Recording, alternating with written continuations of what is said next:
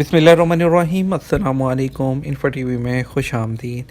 आप सब जानते हैं कि सऊदी अरब में कोरोना के केसेस में इजाफ़ा हो रहा है।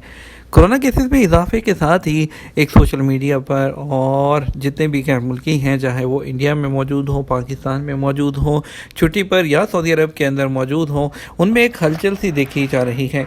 सऊदी अरब में कल जो कोरोना के केसेस जब 2500 से ज़्यादा सामने आए, और इसके अलावा जो है लोगों के दिलों में एक ही बात है, फ़्लाइट्स कब बंद होंगी और कर्फ्यू कब लगेगा।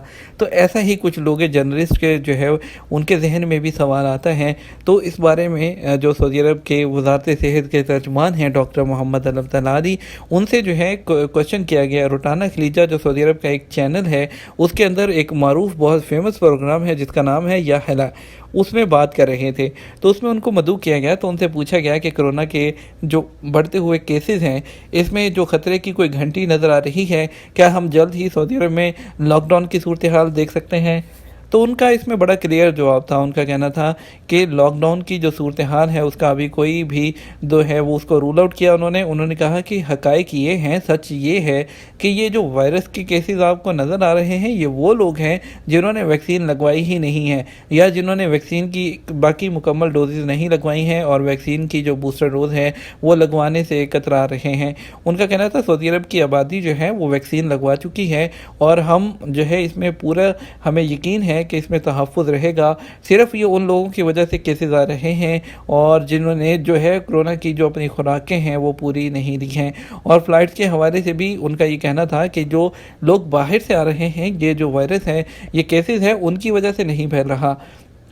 आप याद रखें कि जब लास्ट टाइम लॉकडाउन लगा था और जब फ़्लाइट्स वगैरह बंद हुई थी, तो उस वक्त जो मोस्टली केसेस आ रहे थे वो ट्रैवल की वजह से आ रहे थे। जो लोग दूसरे मुल्कों से आते थे, तो यहाँ पर उनकी वजह से डिफरेंट वेरिएंट और कोरोना के केसेस बढ़ रहे थे। और अभी काफ़ी हद तक जितने भी लोग ट्रैवल कर रहे हैं वो ऑलमोस्ट वैक्सीनेटेड पर्सनस हैं और वो वैक्सीन की सारी डोजेज़ लगवा चुके हैं। इसलिए उनका कम चांस होता है कि उन लोगों के थ्रू जो केसेस हैं वो ट्रांसफ़र हों। ज़्यादातर चांसेस यही होते हैं कि वो लोग जिनका इम्यून सिस्टम कमज़ोर होता है, जिन्होंने वैक्सीन की डोजेस नहीं लगवाई होती, वो लोग कैरी करते हैं। जो वैक्सीन जिसने लगवाई हो उसको भी जो है वो हो सकता है एहतियाती तदाबीर उनको भी पूरी करनी है, लेकिन उसमें ये होता है उनको सिम्टम ज़्यादा नहीं आते, उनको हॉस्पिटल वगैरह एडमिट नहीं होना पड़ता।